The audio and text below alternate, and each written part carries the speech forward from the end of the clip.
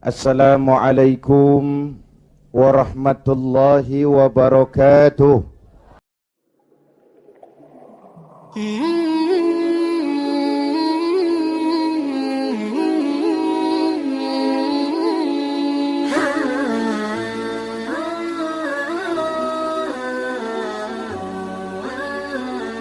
Bismillahi walhamdulillah wassalatu wassalamu ala sayyidina rasulillah wa ala alihi wa sahbihi wa mawalah la hawla wa la quwwata illa billah amma ba'd.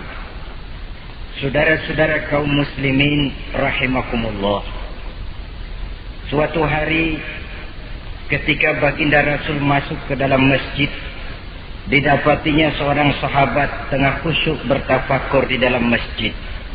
Sahabat itu bernama Abi Dzar Al-Ghifari. Dihampiri beliau oleh baginda Rasul, kemudian ditanya, "Hai Abi Dzar, begitu khusyuk dan tafakur engkau di dalam masjid, gerangan apa permohonanmu kepada Allah di tempat yang suci ini?" Abi Dzar menjawab, "Maafkan saya ya Rasul. Saya dari tadi di masjid di sini ini bukan berdoa, lalu wirid juga tidak. Iktikaf ya setengah iktikaf. Habis kenapa kamu di sini?" "Saya menghindar orang ya Rasul." "Menghindar orang kenapa?" "Terlalu banyak datang orang ke rumah saya nagih utang. Saya jadi bingung mau pergi kemana. Akhirnya saya pikir tempat yang netral, yang kira-kira orang nggak datang lagi, ya ke masjid di sini. Maka saya lalu ngetem di sini. Model ke masjid bukannya wirid, zikir, takut diuber-uber utang." Baginda Rasul senyum, lalu beliau berkata, "Hai Abi Dzar, maukah engkau aku ajarkan satu doa yang kalau kamu amalkan Allah akan bebaskan hatimu dari perasaan dililit hutang." Bukan dibebasin hutangnya, dibebasin dari perasaan dililit oleh hutang. Sebab kalau ada doa yang kalau dibaca hutang jadi lunas ya enak. Jadi ini jangan keliru saudara-saudara. Kalau diamalkan hati bebas dari perasaan dililit oleh hutang. Mau ya Rasul? Lalu diajarkanlah doa itu, Allahumma inni a'udzubika minal hammi wal hazan wa minal ajzi wal kasal wa minal jubni wal bukhl wa min ghalabatid dain wa qahrir rijal. Ma'asyiral muslimin rahimakumullah, banyak di antara kita yang kalau diajarkan satu doa lalu tidak mengukur diri antara doa itu dengan pribadi kita. Padahal syarat di antara kabulnya doa sejak dari adab berdoa sudah diajarkan. Berdoa itu yang baik, bersih tempatnya, bersih pakaiannya, menghadap ke arah kiblat, menengadahkan kedua belah tangan, dengan khusyuk dan tawadhu, dengan serius dan penuh keyakinan bahwa doa akan dikabulkan oleh Allah. Sebab Allah dalam hadis qudsi menyatakan, "Ana inda zanni abdi bi." Aku sih, kata Allah, bagaimana sangka hambaku kepadaku saja. Kalau dia sangka baik, aku baik. Kalau dia sangka tidak baik, aku juga tidak baik. Bagaimana sangka hambaku?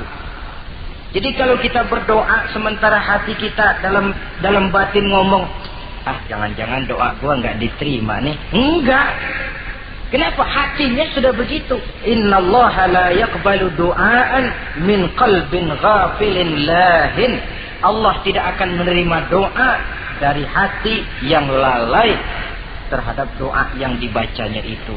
Nah, di antara yang terpenting menyesuaikan doa dengan keadaan pribadi. Jadi kalau kita kerja gajinya 1 bulan 1.000, ya wajarlah berdoa minta rezeki 1.500. Wajar namanya. Yang 1.000 sudah ada modal kerja kita, yang 500 kita minta doa kepada Allah.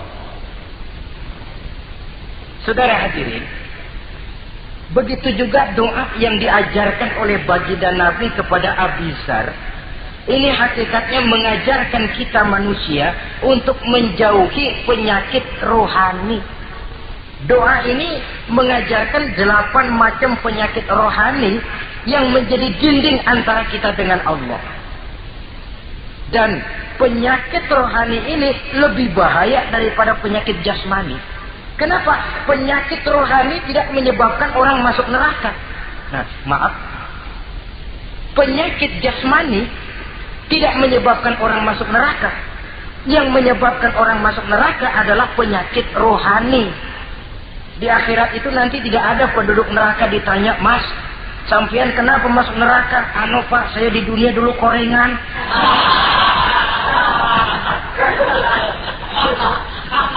Itu korengan, liver, ginjal, darah tinggi, jantung, paru-paru basah, bengek, ampem.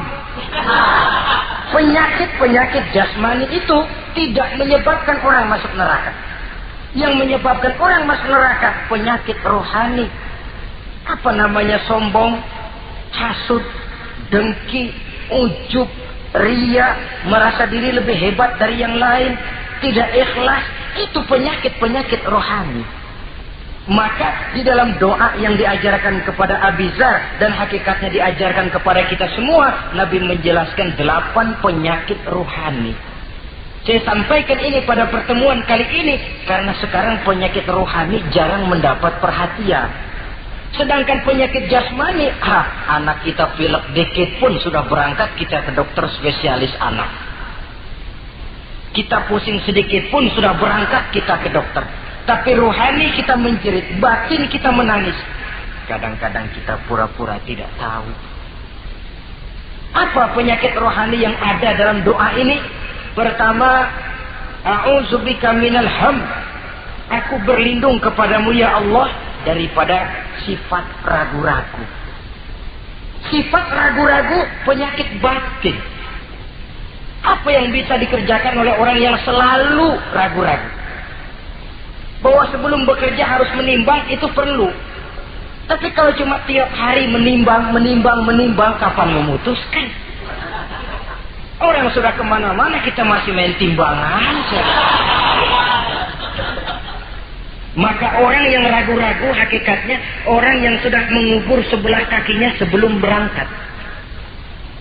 Nah, iya, tapi kalau kita nanti jadi salah kan lebih baik nggak usah berbuat. Keliru. Salah karena berbuat lebih baik daripada tidak pernah salah karena tidak pernah berbuat. Saudara salah tapi berbuat masih lebih baik daripada tidak pernah salah karena tidak pernah berbuat. Saudara baca Quran salah lebih baik daripada nggak pernah salah karena nggak pernah baca Quran. Gua nggak pernah salah dong baca Quran. Bacanya kapan? Nggak pernah. Ya paham tuh. Oh nggak pernah baca, kapan mau salah? Saudara hadirin yang saya muliakan, dan orang sering bilang, kegagalan pada hakikatnya adalah keberhasilan yang tertunda. Jadi kalau kita gagal hari ini, besok kita harapkan tidak akan gagal. Gagal besok masih ada hari lusa. Bagaimanapun usaha, kemauan adalah processing. Apalagi usaha untuk memperoleh sesuatu yang bernilai tinggi, bermutu mulia, panjang jalannya, banyak akibatnya, besar godaannya. Processing untuk mencapai sesuatu yang mulia itu prosesnya tidak sekali jadi kayak orang makan cabai. Itu hari dikelekat, itu hari terasa pedesnya. Untuk mencapai sesuatu yang mulia, panjang jalannya, banyak akibatnya, besar godaannya. Tapi bangunan bagaimanapun tingginya harus dimulai dari pondasi pertama. Cita-cita bagaimanapun luhurnya harus dimulai dari langkah pertama yang walaupun kelihatannya sepele, tapi sudah merupakan pondasi ke arah yang lebih tinggi. Kadang-kadang kita ini kan inginnya yang serba cepat. Seolah-olah sesuatu yang mulia itu bisa datang lewat proses simsalabim, abracadabra. Lalu yang kita mau terwujud di depan kita, alangkah mudahnya. Dan dari kegagalan-kegagalan akan lahir pengalaman. Dan pengalaman, kata orang Kulon, experience is the best teacher. Pengalaman adalah guru yang paling bijaksana. Kalau adik kita jalan di tempat licin, jatuh. Besok dia lewat situ lagi, gak usah dipesen juga dia pasti hati-hati. Kenapa? Pengalaman. Kemarin gue lewat sini jatuh, sekarang harus hati-hati. Tapi kalau belum pernah jatuh, kita omelin kadang-kadang ngotot. Khawatir banget, sebelum juga jatuh, ngomel melulu gitu. Tapi satu kali dia jatuh, dia sendiri akan hati-hati.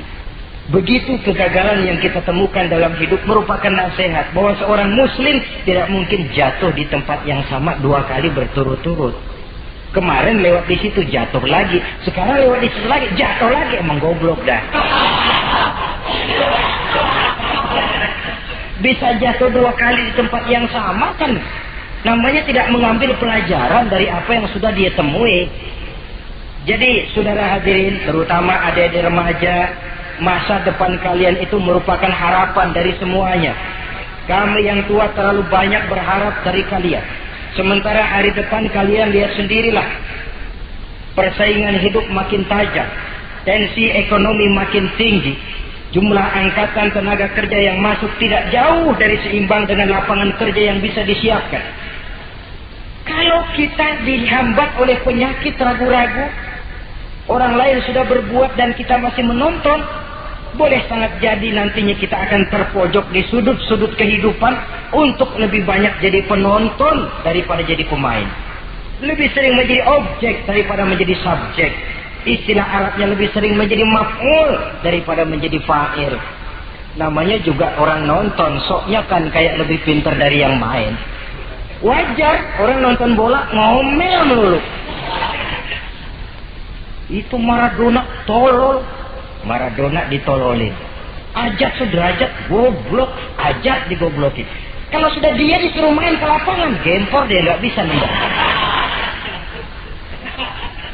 Namanya penonton, dan wajar saja penonton juga kalau nggak surat nggak rame tuh lapangan.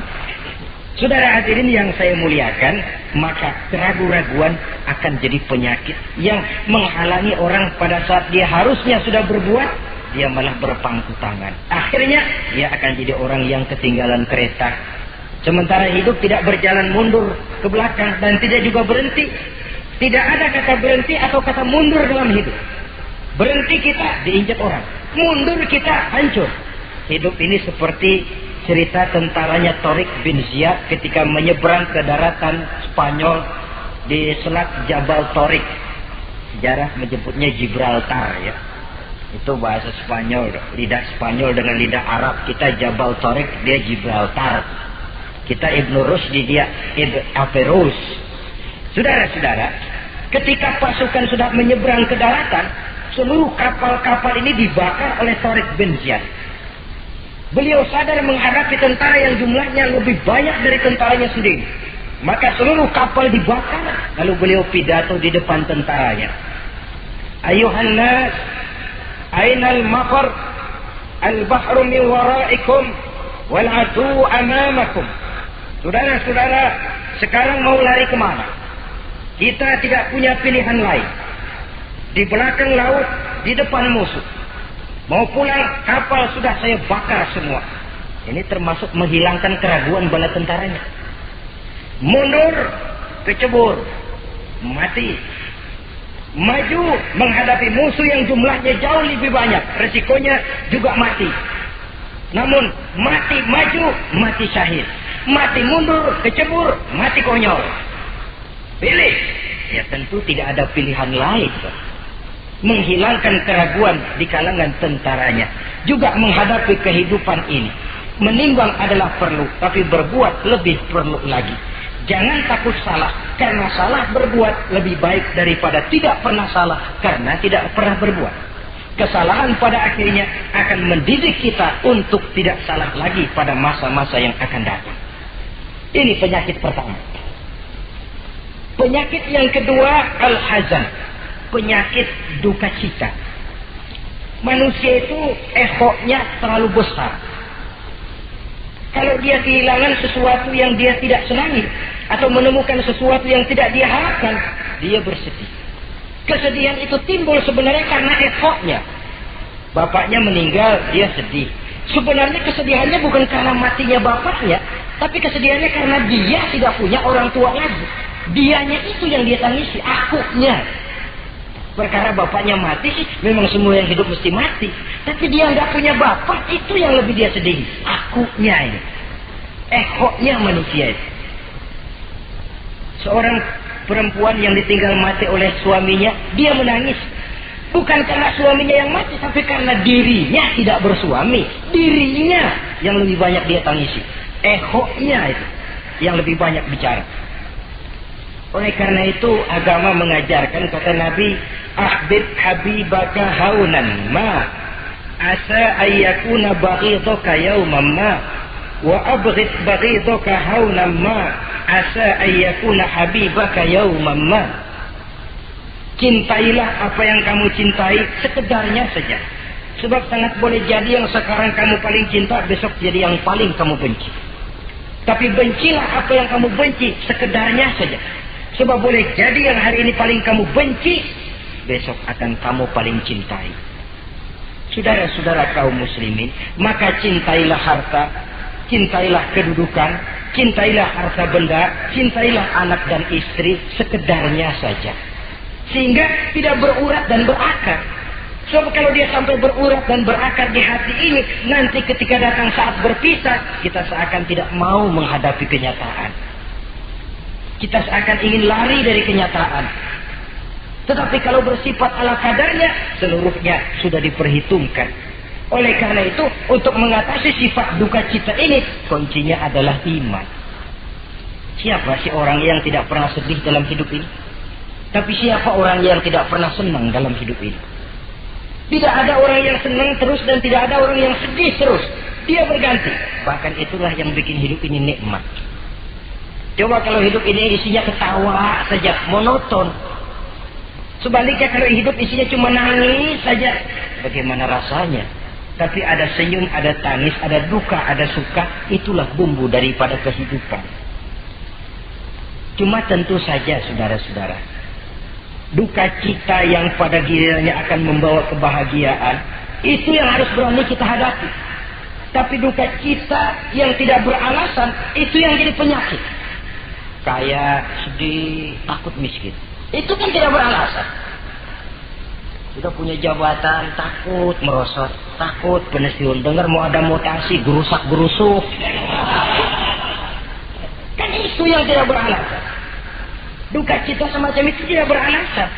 Karena tidak sadar bahwa pada awalnya itu pun tidak dia miliki. Kalau duka cita itu akan membawa kebahagiaan, tidak perlu kita takuti. Satu contoh. Kalau di depan saudara saya sodorkan 2 gelas, yang satu isinya jamu, yang satu sirup. Kira-kira saudara minum jamu apa sirup? Jamu apa sirup? Orang yang berpikir panjang saya yakin pasti minum jamu. Pahit memang, getir memang waktu minum. Tapi besok badan sehat, tenaga kuat, gairah kerja ada, semangat hidup tumbuh. Ini orang Islam, orang yang berpikir jauh ke depan. Ke depan kemana? Dia tidak cuma mikir dunia. Dia mikir kubur, alam kubur. Dia mikir akhirat, maka dia berani minum jamu. Apa jamu itu? Puasa, jamu. Pahit. Emang enak banget, bos. Setengah mati. Sembahyang, jamu. Pahit. Sedekah, jamu. Pahit. Sekarang. Tapi besok kita pulang ke alam kubur. Ya Allah, nikmat alam kubur. Untung kemarin waktu di dunia minum jamu. Waktu di dunia sembahyang, kuburan terasa nikmat. Waktu di dunia sedekah, kuburan dipakein AC.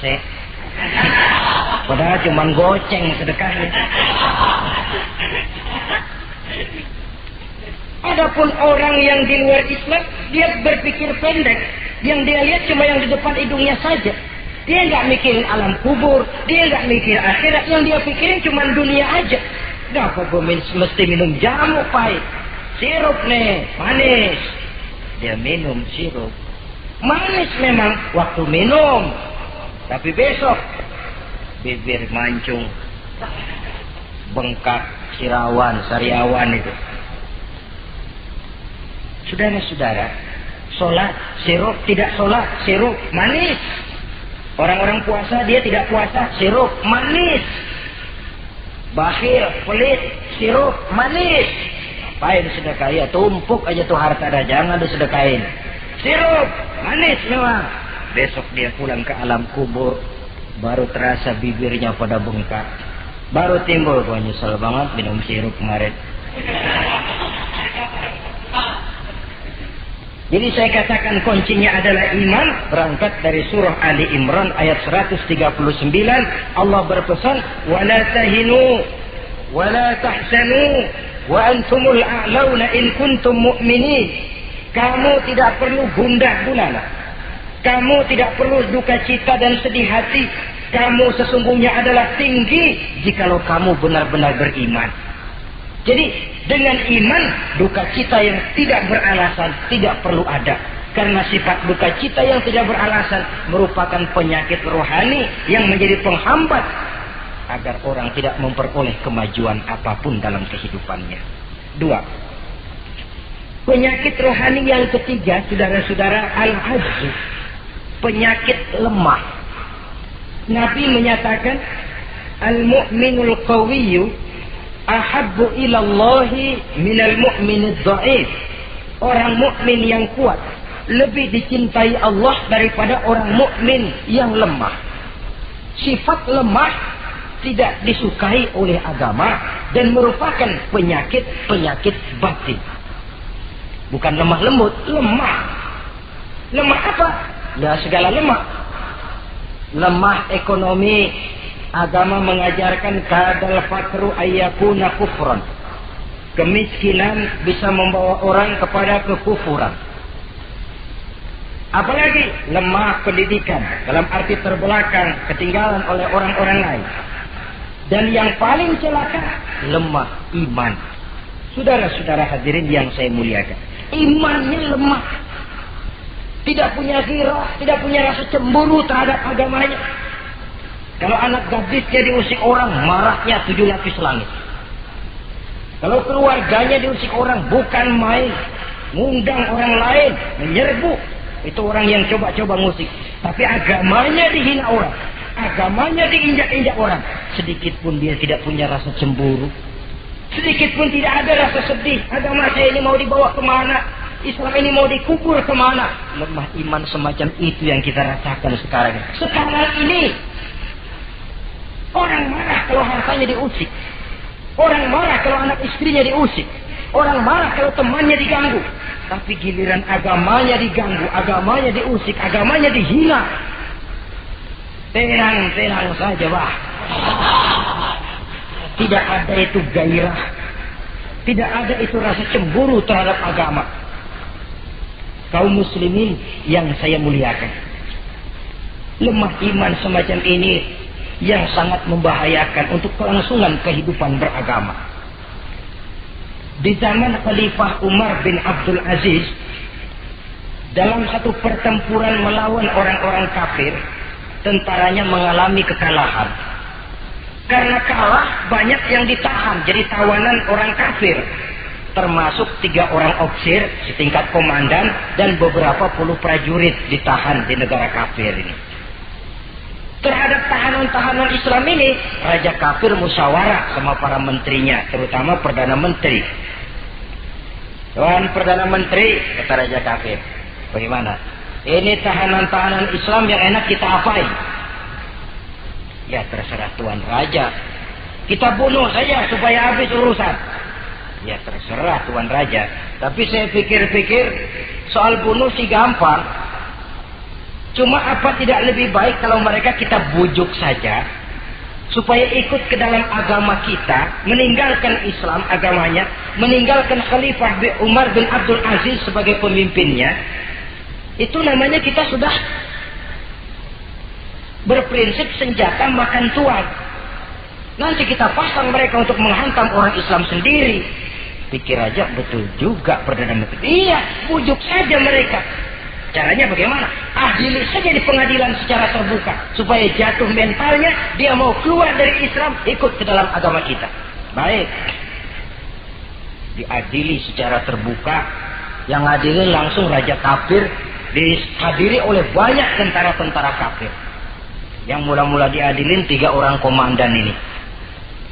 Ofisir pertama maju ke depan. Maju.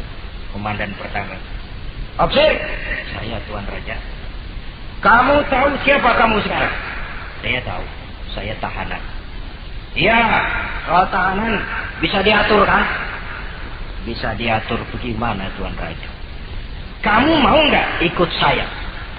Meninggalkan Islam sebagai agamamu, meninggalkan Khalifah Umar bin Abdul Aziz sebagai pemimpinmu. Kalau kamu mau opsir, pindah agama saya, nanti kamu akan saya berikan kedudukan yang tinggi, gaji yang cukup, rumah cukup, istri cukup, kendaraan cukup. Pindah saja opsir. Tuan Raja, bagaimana? Apa Tuan kira selama ini saya berjuang karena mencari kedudukan, mencari harta, mencari tanda jasa? Tidak Tuan Raja. Saya berjuang di bawah bendera Khalifah Umar bin Abdul Aziz li'i'la'i kalimatillah, untuk menegakkan kalimat Allah. Saya tidak akan tergiur dengan tawaran Tuan Raja.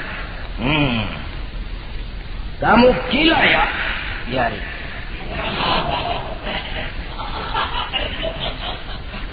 Kamu berani dari kemarin. Opsir, kalau kamu tetap dengan pendirian kamu akan saya bunuh. Silahkan Tuan Raja. Lebih baik nyawa terpisah dari badan, asal iman jangan berpisah dari hati. Gila ini. Biarin. Bunuh. Datang Al-Fujur, dipancung kepalanya, putus lehernya, dengan badannya pisah. Jatuh kepala itu ngegelinting ke bawah, mutar kepala itu kayak orang tua sambil ngaji baca Quran. Tinggal kepalanya saja, bisa dengan badan masih sempat ngaji. Sampai Raja kafir bingung, minggir, ini ada kepala ngaji. Ayatnya yang dia baca, ya ayyatuhan nafsul mutmainnah, irji'i ila rabbiki radiyatan mardiyah. Wahai jiwa yang tenang, kembalilah kamu menghadap Allah dengan ridha dan diridhoi. Engkau gugur sebagai syahid, tidak tergiur oleh bujukan harta, tahta dan kedudukan. Niatmu ikhlas karena Allah, kembalilah menghadap Allah dengan ridha dan diridhoi. Wadkhuli fi ibadi wadkhuli jannati, masuklah ke dalam golongan hamba-hambaku, masuklah ke dalam surgaku. Di penghujung ayat, matanya tertutup dengan rapat, bibirnya senyum menghadap Allah, gugur sebagai syahid. Raja kafir geleng kepala, dasar santri gila, sudah mau mati masih ngaji. Opsir yang kedua, komandan kedua yang jadi tahanan ini, kata Raja, opsir kedua, saya Tuan Raja. Kamu sudah lihat temanmu, opsir pertama tadi? Sudah Tuan Raja. Mati kan? Mati. Kamu mau mati? Atau mau ikut saya? Keluar dari agamamu Islam dengan pangkat cukup, gaji cukup, rumah cukup. Bagaimana? Sudah Tuan Raja. Sudah apa? Sudah, jangan banyak omong.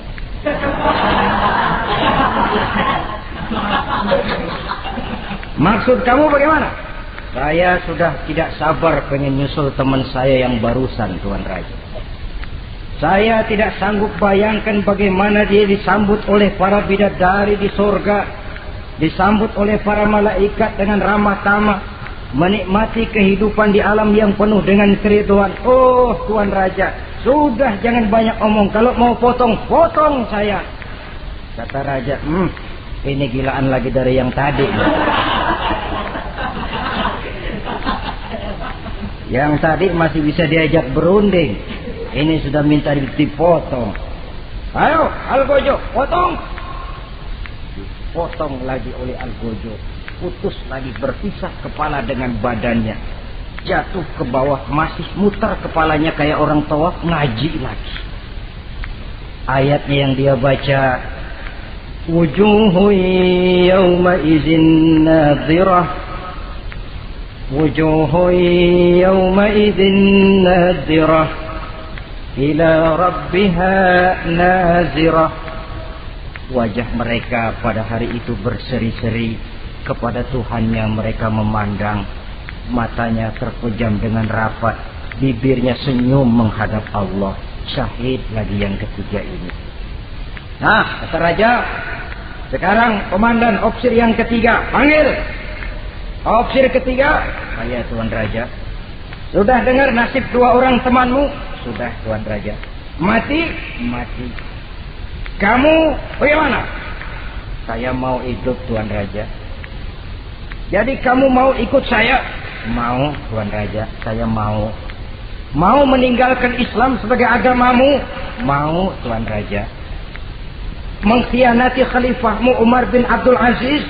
Iya Tuan Raja. Daripada hidup saya kan, daripada mati mendingan hidup Tuan Raja.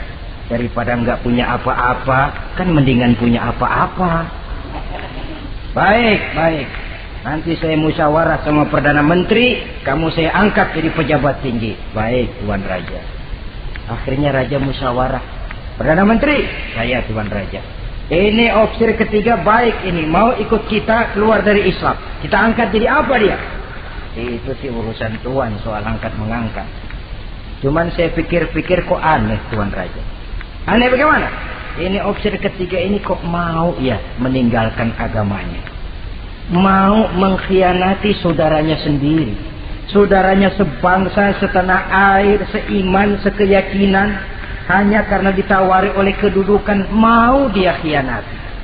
Orang itu kalau sudah mau mengkhianati bangsanya sendiri Tuan Raja, apalagi bangsa lain.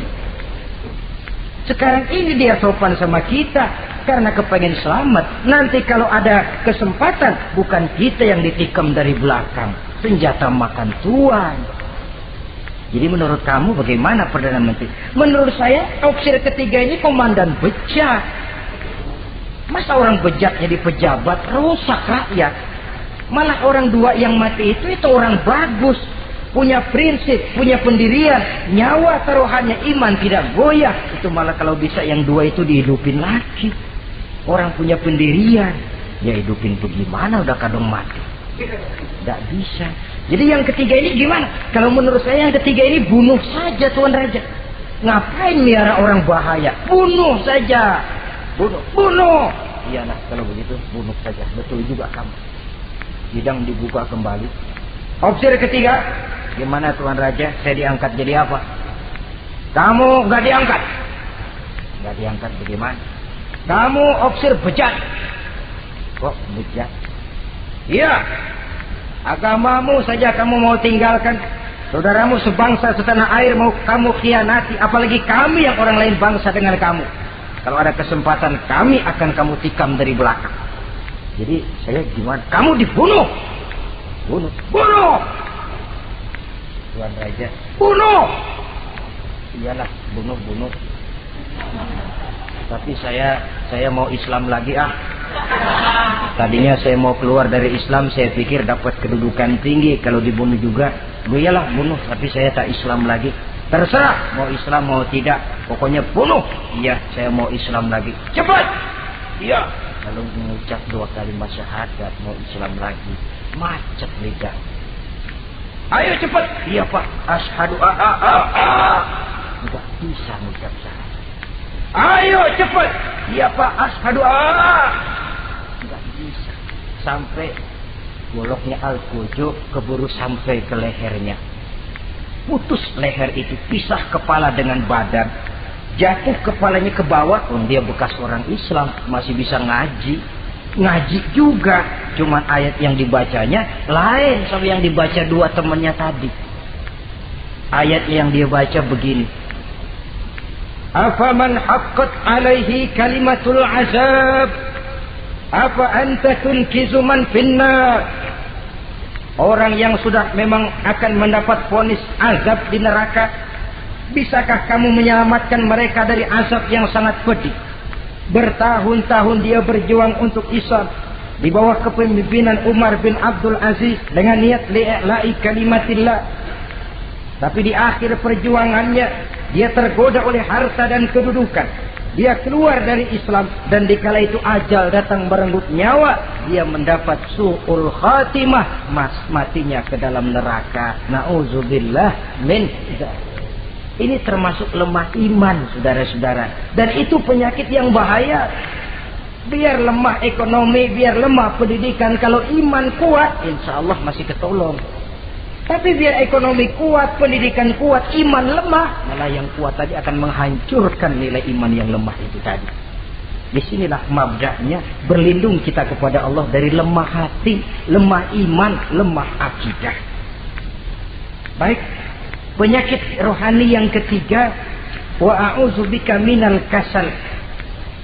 Aku berlindung kepadamu ya Allah daripada sifat penyakit malas.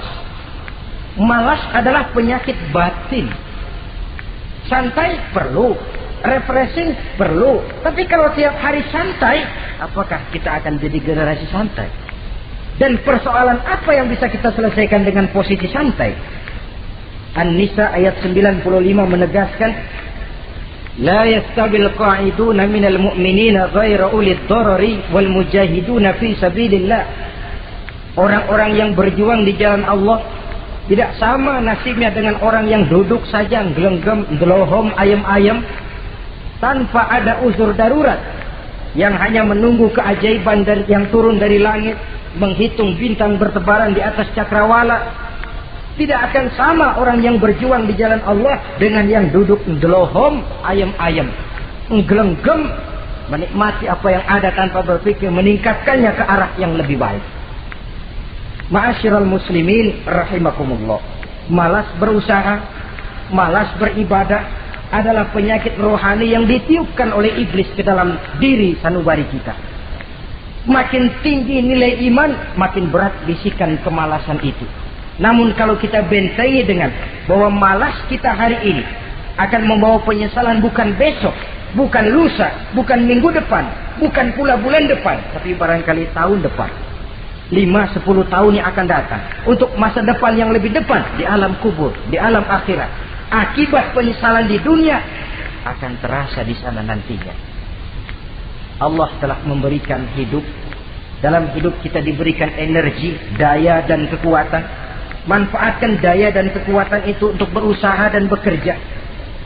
Allah tidak suka kepada orang yang bermalas, berpangku-pangku tangan, menunggu keajaiban dari langit sambil berleha-leha.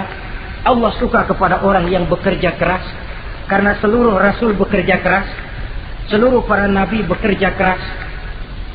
Saudara-saudara, hanya istana yang ditegakkan dalam khayalan saja yang bisa dijangkau dengan bermalas dan bersantai-santai. Tapi istana dalam wujud kenyataan hanya bisa dicapai dengan kerja keras dan semangat menghadapi kehidupan. Yang kelima, wa a'udzubika minal jubn. Kami berlindung kepadamu ya Allah daripada sifat takut. Saudara-saudara, setiap orang terlahir membawa fitrah. Fitrah itu juga bisa berupa sifat. Tiap orang punya sifat takut, tiap orang punya sifat berani. Lingkungan, pendidikan, pergaulan menumbuhkan mana yang lebih subur.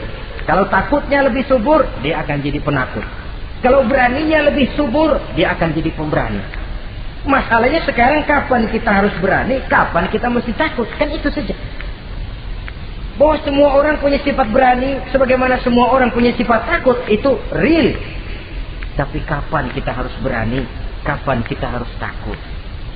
Agaknya surah An-Nisa ayat 77 cukup menjadi sindiran. Falamma kutiba alaihimul qitalu idza fariqum minhum yakhshawna an-nasa ka khasyatillahi aw ashaddu khasyah. Manakala diwajibkan kepada mereka berjuang, maka sebagian daripada mereka takut kepada manusia seperti mereka takut kepada Allah, bahkan lebih takut kepada manusia daripada takut kepada Allah. Ini kan takut yang tidak beralasan. Tengoklah zaman sekarang, mereka yang menebarkan maksiat punya keberanian, mereka yang bergelimang di lumpur dosa punya keberanian, mereka yang melakukan penyelewengan dan menyesatkan manusia punya keberanian. Kenapa kita yang punya niat menegakkan kebenaran, membela yang hak, menjalankan sesuatu yang kita yakini sebagai benar, kadang-kadang dihantui oleh perasaan takut. Takut semacam ini yang jadi penyakit ruhani. Mereka berani terang-terangan membuka judi. Mereka berani terang-terangan di tengah jalan umum membuka botol minum-minuman keras dan mabuk sempoyongan. Mereka berani terang-terangan di tempat ramai merampok dan menodok. Mereka berani korupsi, memakan uang yang bukan haknya. Mereka berani untuk sesuatu yang sesat dan menyesatkan. Kenapa kita tiba-tiba di hadapan sesuatu yang kita yakini benarnya kita jadi lemah? Kita jadi takut, lebih takut kepada manusia daripada kepada Allah. Padahal terkena kita penjara manusia paling banter seumur hidup kita. Tapi penjara Allah, nerakanya Allah, azabnya Allah, bukankah sesuatu yang mestinya harus paling kita takuti? Oleh sebab itu terutama generasi muda, bangkitlah. Tegakkan yang ma'ruf, hancurkan yang munkar sesuai dengan kemampuanmu. Dengan cara yang bijaksana tentunya. Tidak dengan cara yang frontal. Tapi yang saya maksud, kalau mereka yang berdiri di kubu kemunkaran punya keberanian. Kenapa? Kenapa kita yang berdiri di atas yang hak dan benar kadang ragu kalau kita tidak takut sama sekali? Saudara-saudara kaum muslimin rahimakumullah. Oleh karenanya kita takut, memang takut kalau harus melanggar perintah Allah. Kita harus berani pada saat kita merasa melaksanakan apa yang diperintahkan Allah. Berani terhadap melaksanakan perintahnya, takut kalau sampai melaksanakan larangannya. Jadi ada waktunya kita berani, ada waktunya kita takut. Dengan demikian, sifat penakut ini menjadi handicap, menjadi penghalang yang menghalangi kita daripada kemajuan dan kemajuan. Iya, Islam sih Islam, Pak. Tapi kalau nanti saya dipecat, anak saya makan apa, Pak? Islam sih Islam, Pak. Tapi ini risikonya, Pak. Bukankah Nabi sendiri pernah memang memperingatkan? Sayati ala ummati zamanun al-qabidu ala dinihi kal-qabid ala al-jamrah. Akan datang satu masa di tengah umatku di mana pada masa itu orang yang konsekuen dan teguh memegang agama seperti memegang bara di tangan. Dipegang tangan terbakar, dibuang bara terlepas. Konsekuen megang Islam, risikonya berat. Melepaskan dan masa bodoh terhadap Islam bertentangan dengan batin. Dikala itu, beruntunglah orang-orang yang teguh dan kuat memegang agamanya. Ma'asyiral muslimin rahimakumullah. Hanya sifat berani yang menyebabkan Islam berhasil menembus dinding Jazirah Arabia, memasuki Bizantium dan Persia, mendarat di Spanyol, memasuki Selat Jabal Tariq, pada gilirannya mewarnai hampir 2/3 belahan bumi, menjadi mercusuar di lapangan ilmu dan peradaban. Berani karena benar. Jadi yang saya anjurkan itu bukan berani babi. Tahu berani babi? Mau nyeruduk aja. Berani yang tanpa perhitungan itu berani babi namanya, nyeruduk aja. Ya kalau kelempengan yang diseruduk tahu empuk. Tapi kalau yang diseruduk mesin giling kan bongkar kepala. Jadi bukan berani yang tanpa perhitungan, berani yang dengan taktik dan strategi. Sebab keberanian tanpa perhitungan akan menyebabkan kita menjadi orang yang ngawur. Dalam istilah sosial dinamakan trial and error. Spekulasi namanya. Dan itu harus pulang kepada diri kita. Keberanian tidak bisa dipompakan. Keberanian tidak bisa dicangkokkan. Harus bermuara dari kita. Contoh saja, ketika Nabi dan Abu Bakar di Gua Sur, Quraisy kafir yang ngejar sampai di situ. Kalau mereka nengok ke bawah, Nabi akan kelihatan. Abu Bakar sedikit grogi. Nabi tampil dengan mantap. La takhaf wa la tahzan ya Abu Bakar. Innallaha ma'ana. Abu Bakar, kamu tidak usah takut. Kamu tidak usah khawatir, Allah bersama kita. Keberanian timbul karena yakin ini jalan Allah, yakin Allah pasti akan bela. Ya, keberanian itu nggak bisa dicangkokin, nggak bisa cuma teriak, saudara-saudara jangan takut, Allah bersama kita, mulutnya.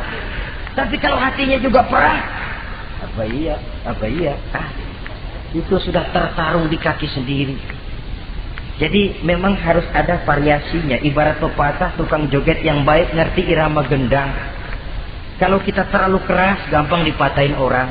Kalau kita terlalu lemah, diinjak terus. Mestinya tahu kapan mesti keras, tahu kapan mesti lemah lembut. Saudara hadirin yang saya muliakan. Baiklah ya, itu penyakit yang kelima. Penyakit yang keenam, wa a'udzubika minal bukhl. Kami berlindung kepadamu ya Allah daripada sifat bukhl. Pelit bin kikir alias medit. Ini penyakit rohani. Kenapa sih orang bisa kikir? Karena dia tidak sadar. Pokoknya duit saya ya keringat saya. Dia tidak sadar bahwa itu amanah. Dia tidak sadar bahwa dia kadang-kadang diberikan kehormatan oleh Allah untuk menjadi keran yang menyampaikan rezeki kepada orang lain.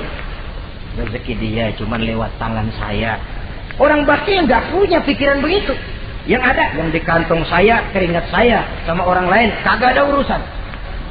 Kalau dia sadar, rezeki saya cuma lewat tangan, rezeki dia cuma lewat tangan saya. Dia berfungsi sebagai keran, rasa bakhil itu tidak perlu ada. Yang kedua, orang bisa bakhil karena jama'a mala wa addada. Suka ngumpul-ngumpulin harta lalu ngitung-ngitung. Ngitung. Orang kalau terlalu ngitung kan yang ada kurang melulu. Kebangetan ngitung melulu. Aduh, 10.000. Kalau 15.000 aja enak aturnya. Dapat 15.000, tanggung dikit lagi. Kalau 20 aja cukup dan nih. Yang nggak pernah cukup sesungguhnya. Jama'a malan wa addada. Kalau sudah kesina, dia akan sampai kepada yahsabu anna malahu akhlada. Dia akan menyangka bahwa harta itulah yang bisa mengekalkan dia. Ya mengekalkan kebahagiaannya, ya mengekalkan keluarganya, ya mengekalkan umurnya, ya mengekalkan kehidupannya. Sampai kepada tahapan keliru. Kalau sudah begitu, berat pisah sama harta. Duitnya 100.000, hilang 1.000. Yang hilang doang tuh yang dia pikirin. Yang masih ada yang 99.000 dia nggak ingat. Waduh, mati gua. Ngapa? Duit 1.000 hilang, mati. Mati. Padahal yang ada ketimbang yang hilang masih lebih banyak yang ada. Hilang itu yang 99, yang 1.000 yang dia ingat. Hilang 1.000, mati gua udah. Mati gitu. Kalau datang orang gantiin, lo jangan sedih dah nih digantiin 1.000, bikin kenceng nangisnya. Kenapa nangis? Kenapa bikin nangis? Coba yang tadi nggak hilang jadi 2.000 kan. Ingat yang tadi hilang. Kapan syukurnya kalau sudah jama'a malan wa addada, prosesnya akan sampai kepada yahsabu anna malahu akhlada. Memang harta itu bisa mengekalkan kita. Kapan? Kalau dia kita belanjakan di jalan Allah. Itu harta yang mengekalkan kebahagiaan. Kita berikan dia kepada yatim piatu. Kita berikan dia memperbaiki jalanan umum. Kita berikan dia membangun puskesmas. Kita berikan dia membangun masjid, pondok-pondok pesantren, memakmurkan majelis-majelis taklim. Itu harta yang mengekalkan kita. Adapun yang kita belikan, ya belikan pakaian pangkatnya topo. Bagus benar. Sekarang 4-5 tahun yang akan datang, lari ke dapur. Bukan dibersihin, ngebersihin. Makanan yang paling enaknya waktu di tenggorokan. Sudah masuk ke dalam perut, sudah gak ada bedanya singkong dan sate. Malah besok pagi keluar bauan sate daripada singkong. Bedanya makanan cuma di kerongkongan saja. Saudara hadirin yang saya muliakan, jadi kalau sadarlah kita bahwa karunia yang datang itu memang amanah Allah, kenapa harus bakhil? Bahwa rezeki orang harus lewat tangan kita, kenapa harus mengelak? Tidak ada orang jatuh miskin karena dia dermawan. Tidak ada orang jadi susah karena banyak menolong orang. Karena mungkin keberkahannya yang penting itu. Dia menolong orang, orang tidak bisa membalas, tapi Allah membukakan jalan lewat jalan lain yang tidak dia perkirakan sebelumnya. Masyiral muslimin, apalagi kalau orang itu adalah orang yang dekat dengan kita. Maksud saya ibu bapak kita. Oh, itu balasannya paling kontan. Berbuat baik kepada ibu, berbuat baik kepada bapak. Ada rezeki sedikit, belikan makanan yang disenangi orang tua kita. Pak, ibu, alhamdulillah ada rezeki. Ini makanan kesukaan bapak, ibu. Menurut kita sederhana, sepele. Allah akan balas itu paling kontan. lewat jalan yang tidak kita sangka-sangka. Ibu bapak, yatim piatu terutama juga. Saudara kaum muslimin rahimakumullah. Oleh karenanya, sekali lagi tidak ada orang jadi kaya karena dia kikir, pelit. Kenapa sih tuh orang jadi miliuner? Oh, dia dari muda pelit banget. Tidak ada. Dan tidak ada orang jatuh bangkrut karena rajin sedekah. Kata Nabi, inna shadaqatal mar'il muslim tazidu fil umri wa tadfa'u mitata su'i. Sesungguhnya sedekahnya seorang muslim bisa menambah panjang umur dan menyelamatkan orang dari mati secara su'ul khatimah. Panjang umur bisa artinya jumlahnya tambah, bisa berarti walaupun orangnya sudah mati, namanya tetap hidup dikenang orang kebaikannya. Itu pun panjang umur namanya. Namanya tidak hancur walaupun jasadnya hancur masuk ke dalam tanah dimakan oleh cacing tanah. Namanya akan hidup terus bahkan ditulis dengan tinta emas dalam sejarah. Bakhil, pelit adalah penyakit batin. Dokternya agama dan kemauan diri merubahnya dengan sadar bahwa karunia adalah amanah. Ini penyakit bakhil nggak bisa ke rumah sakit, ke rumah dokter medis. Dokter, saya punya penyakit pelit, bagaimana ngobatinya? Suntik. Tidak bisa. Suntiknya adalah agama, saudara-saudara. Yang ketujuh, wa min ghalabatid dain, inti doa. Saya berlindung kepadamu ya Allah, jangan sampai ada perasaan dililit utang. Bahwa kita hidup tutup lubang, gali lubang itu biasa. Tapi kalau gali terus nggak pernah nutup, ini mau kejeblos namanya. Utang lalu nggak bayar-bayar, namanya gali lubang, nggak pernah nutupin. Bahkan Nabi pesan, alaikum biddain, fa innahu hamun billail wa dani'un bin nahar. Kalau bisa kamu nggak usah ngutang. Kenapa? Utang itu siangnya bikin kita takut ketemu orang, malamnya bikin kita susah tidur. Coba dah kalau nggak bisa ngutang, ngutang berabe, malam nggak bisa tidur, siang takut ketemu orang. Jangan kepergok nih, belum ada duit buat bayar. Jangan ke sono, takut ketemu. Jangan kemari, takut ketemu. Akhirnya nggak kemana-mana, ngumprak di rumah. Tetapi adat hidup, saudara-saudara, apalagi kita yang ekonomi menengah ke bawah, biasa adat hidup itu tutup lubang gali lubang, saling menerima, saling memberi. Tapi yang diajarkan oleh agama, oke, gali lubang silakan, asal bisa nutupin. Kalau tiap hari gali lubang dulu, kan kejeblos akhirnya. Oleh karena itu, apalagi hutang ini menyangkut hukukul adami, hak manusiawi.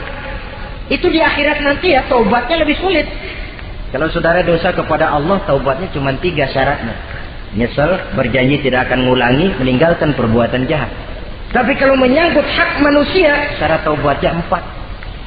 Saudara mencuri sendal, syarat taubatnya nyesel, berjanji tidak akan mengulangi lagi, meninggalkan perbuatan mencuri, lalu yang keempat, sendal orang pulangin. Atau minta maaf dan minta ridho dari yang bersangkutan. Sebab ini menyangkut hukukul adami, hak manusiawi. Nggak bisa saudara nyolong sendal, taubat langsung kepada Allah, taubat Tuhan, nggak lagi-lagi nyolong sendal. Tapi sendal orang dibekap terus, ya belum. Nah, termasuk masalah hutang ini. Ma'asyiral muslimin rahimakumullah. Jadi silahkan gali lubang, asal ada kemungkinan untuk nutup. Dan pada saat kesempatan untuk nutup datang, tutup dulu supaya besok bila bisa gali lagi. Jadi kita kadang-kadang kalau ngutang begitu datang rezeki aja giliran mau bayar, rasanya kan berat. Masih ada keperluan lain. Datang yang lagi, anu aja bang, tar. Datang lagi, sok. Datang lagi, tar. Datang lagi, sok. Kalau tar sok saja, nembak terus, ya kapan-kapan mau kita bisa tutup itu lubang. Ma'asyiral muslimin rahimakumullah. Yang terakhir, penyakit batin, waqah rijal. Kami berlindung kepada-Mu ya Allah, jangan sampai kami hidup di bawah bayang-bayang orang lain. Jangan sampai kami hidup di bawah pengaruh orang lain, hidup disetir orang lain. Badan merdeka tapi jiwa budak. Badan merdeka tapi mental budak. Kita hidup jadi robot. Kemana saja yang nyetel arahkan, ke situ kita berangkat. Hidup tanpa prinsip. Rijal, hidup jadi bayang-bayang bagi orang lain. Alangkah tidak nikmatnya. Kehilangan kepribadian, tidak punya sikap mandiri. Itu pun penyakit rohani. Karena pada akhirnya nilai kita ditentukan oleh kepribadian kita. Kebesaran tidak bisa dengan nyempeng kepada orang lain. Kekayaan tidak bisa dengan mengakui leluhur. pribadi kita. Sepanjang kita masih hidup di bawah bayang-bayang orang lain, sepanjang itu kita tidak akan pernah punya kepribadian. Dan bila kita tidak punya kepribadian, maka orang tidak akan pernah mencatat kita dalam kehidupan ini. Nah, inilah pertemuan kita yang singkat. Mudah-mudahan ada manfaatnya. Terima kasih dan mohon maaf. Wassalamualaikum warahmatullahi wabarakatuh.